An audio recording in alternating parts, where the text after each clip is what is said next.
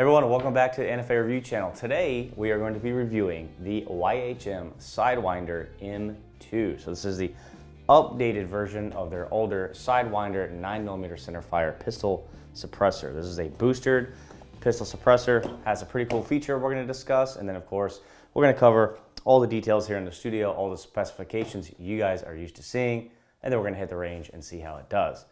First things first.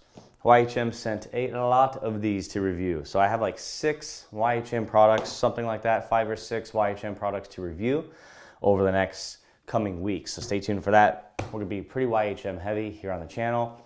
I know PWS is sending some stuff, and I need to get to the AngStat and the Maximum Defense stuff as well. So super busy. My other business, The Guys Tampa, as you know, is located at the Motor Enclave here in Tampa, Florida. We are gonna be opening soon. Our exotic car rally is pretty much full. If you go to driverally.com, no E, you can check out on that. I think we're about sold out on the rally, so that's gonna be pretty cool. We're introducing firearms, of course, into it, of course.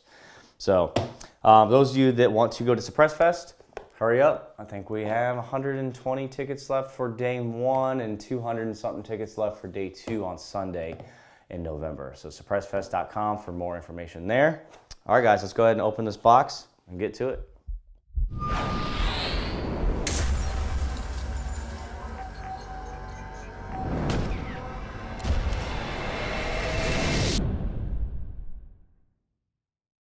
See what we get here. Manual, decal.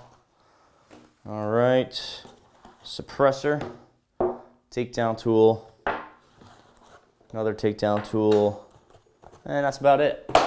All right. Let's get down to the nitty gritty here. The Sidewinder M2 comes in an overall length of 8.35 inches, a diameter of 1.375 inches, and a weight of 10.1 ounces. All right, as far as the materials, it is going to be a 70-75 T6 aluminum tube and baffles. Okay, well, I say baffles, it's a monocore. So the baffle core is 70-75 T6 aluminum, but it has a pressed 17.4 heat-treated steel blast baffle there, which I will show you here shortly. So that's pretty cool. Also 17.4 is this rear booster housing assembly here and the piston itself. So 17.4 in the rear, 70-75 up front. As far as the finish, it is a Type 3 hard coat anodizing that is on the tube, the front cap, all the small parts, everything basically but the piston itself is just raw stainless steel. The monocore inside is coated as well. Now, as far as suppression, this was tested by YHM with an average on a Glock 17 shooting 147 grain ammo at 125 decibels per military standard. So pretty quiet can. I'm really looking forward to hear what the tone sounds like. MSRP, $5.99. So, you know, if it's $5.99 MSRP, you can find it in the 400s, probably on Capital Armory or something like that. So definitely a value-based suppressor here, and I'm really curious, again, to see what it sounds like. So now that we covered the basic specs, let's go ahead and take it apart. Use your little nifty takedown tool here. You'll see the front is machined to correspond with the machining on the front cap, or should I say the monocore. It's all one piece. You'll notice, and you'll hear on my microphone, it has nice O-ring engagement here to seal in those gases. And then there is the baffle stack. I'll show you some close-ups, of course. How many chambers do we have? We have 1, 2, 3, 4, 5, 6, 7 chambers there. And on the front, you will see that press-fit stainless steel blast baffle. So, pretty cool. And then there's the tube, and then they have a toolless. Well, that's probably not supposed to come out every time. I guess it can for cleaning, which is nice, but most people will probably Loctite these for the actual booster. So when you're at the range, you don't need to use the spanner wrench there. You can just use your fingers like this for a toolless removal of the retaining ring for the booster assembly, the retaining nut, and then you can, of course, swap out your piston. Now, that brings me to my next topic that I kind of hinted at the beginning of the video. Cool thing about their pistons is this suppressor is backwards compatible with Silencer Co., Rugged Suppressors, and Dead Air Silencers pistons. So many of you watching probably already own one of those brands, if not all of them, and have already collected a bunch of accessories such as their pistons. So you don't need to run out and go buy a whole bunch of different pistons. If you buy the suppressor, you can just use Silencer Co., Dead Air, or Rugged. Pretty cool. And I just happen to have a plethora of those laying around, so that should make my job a lot easier today while filming. So if you are unfamiliar with the way a booster works, I believe I have an old video on my channel called Everything You Need to Know About Suppressors or Silencers. I forgot what I named it. I'll link it somewhere up here. You guys can check it out if you're new to suppressors. Let's see here. But pretty self-explanatory once you get the gist of it. So what I was saying earlier is at the range, you're probably not going to want this assembly, this whole cartridge here, the booster housing, right, the Nielsen device, to come out of the suppressor. So you could put a couple drops of blue, okay, removable without heat, Loctite on there, let it set overnight. Then when you go to the range, you won't need to use this to kind of like hold it, right? You can just use your fingertips to remove that rear nut and then change your piston out. As far as what you're going to change it with, well, it's a 9mm. So your only options really are 1/2x28, which it ships with, and then 13x5x1, which will be your left-hand metric threads for Sig Sauers and HKs over here. So we will shoot both today, of course. Now, as far as cleaning, okay, this will expose the inner diameter of the tube to fouling. So I would suggest after every single range session, you clean this just as you would your firearms. The edge, it has a nice little edge here on the monocore. So I'm sure when you're unscrewing it, it's gonna be scraping all the carbon and lead off the wall, which should aid in removal. But just take a shotgun brush, like a wire brush, knock off any deposits on the inner side of that tube, and it'll make maintenance a lot easier. It's one of those you need to stay on it, suppressors. You can't just let it go, otherwise it's probably gonna be pretty hard to remove. So let's take that back out actually. Definitely want to show you guys some close-ups of the monocore. It just looks nice. It's well machined. I'll pop that up on the screen there for a couple more seconds so you guys can kind of lay your eyes on it.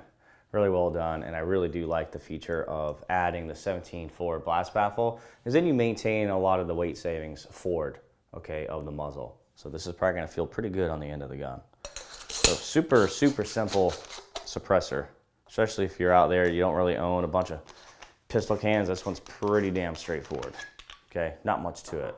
All right, now that you know the specs, you know what the monocore looks like. Now, I need to find a 1/2x28 host up here. Do I really not have one? Wow. These all have... No, here's a Beretta. Here's a Beretta. This is the M9A4. Okay, pop that off the wall. It's 1/2x28. Okay, and what I want to show you is the indexing points that they designed into the suppressor. Now, most suppressors are like this, but some companies don't do it, and it's a real shame that they don't, but YHM definitely was paying attention in class. So when you shoot, especially with a monocore on a pistol, you will have point of impact shift.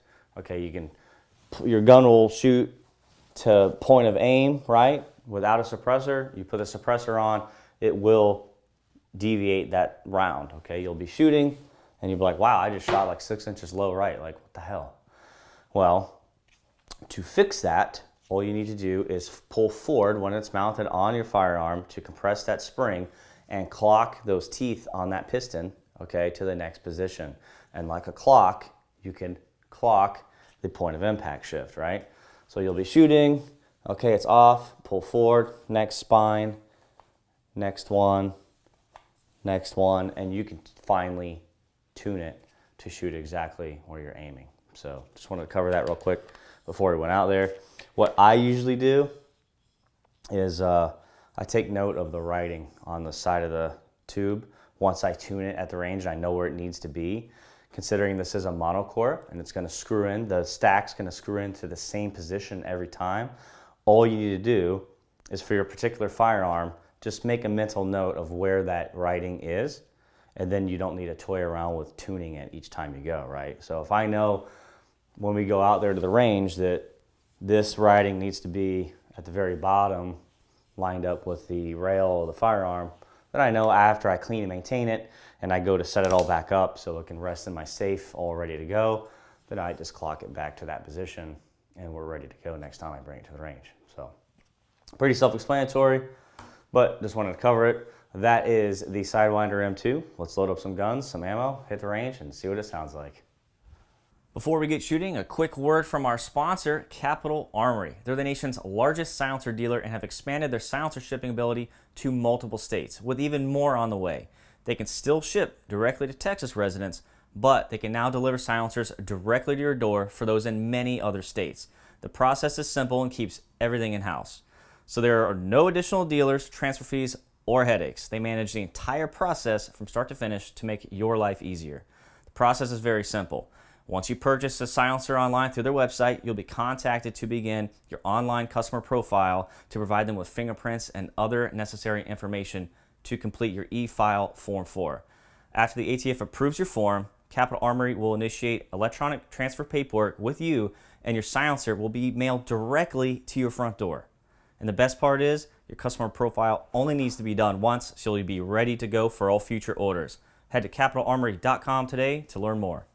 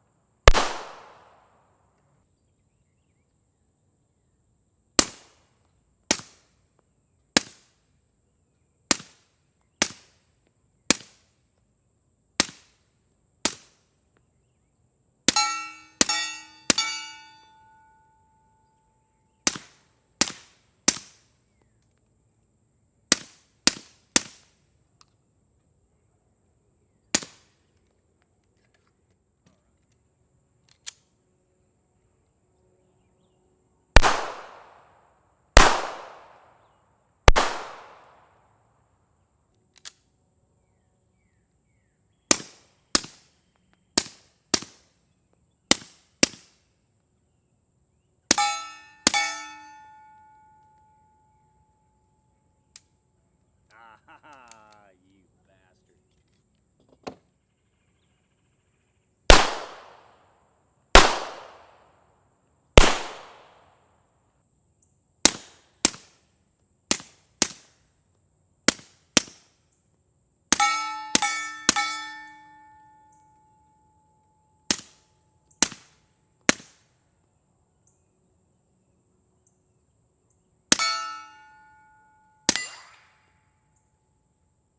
God. Okay.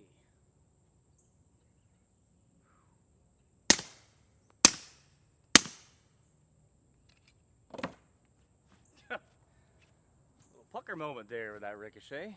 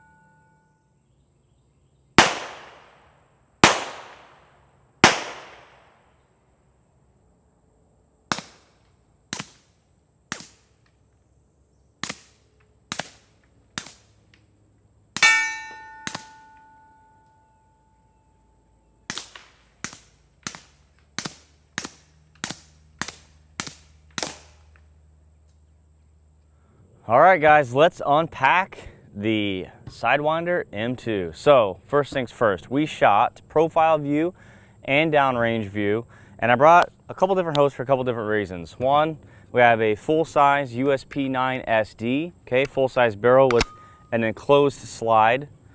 And then I have a shorter barrel Sig, okay, also enclosed slide. And then I have another full-size Beretta with an open slide. So I wanted to try these different hosts out here to see if I would get unburnt gunpowder in the face, and if the tone changed, the sound changed, depending on barrel length and, of course, the gun model itself. So, and it did. So I would say out of all three, the HK definitely wins as far as this suppressor shooting. It sounded great, and I did not get any granules blowing back in my face. On the 225 little SIG, this is like a factory SIG they did a couple years back, probably five years ago.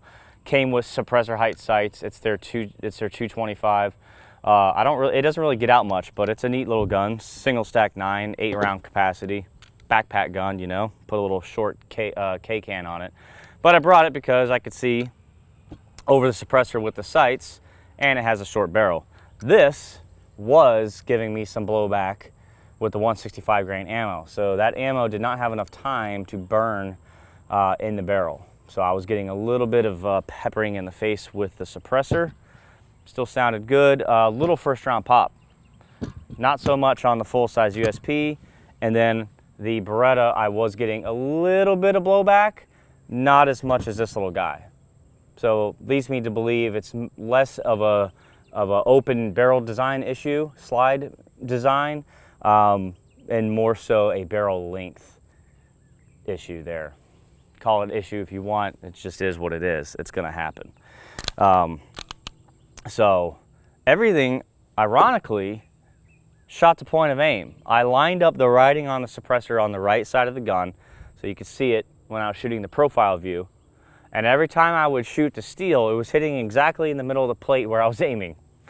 So that's weird, but okay.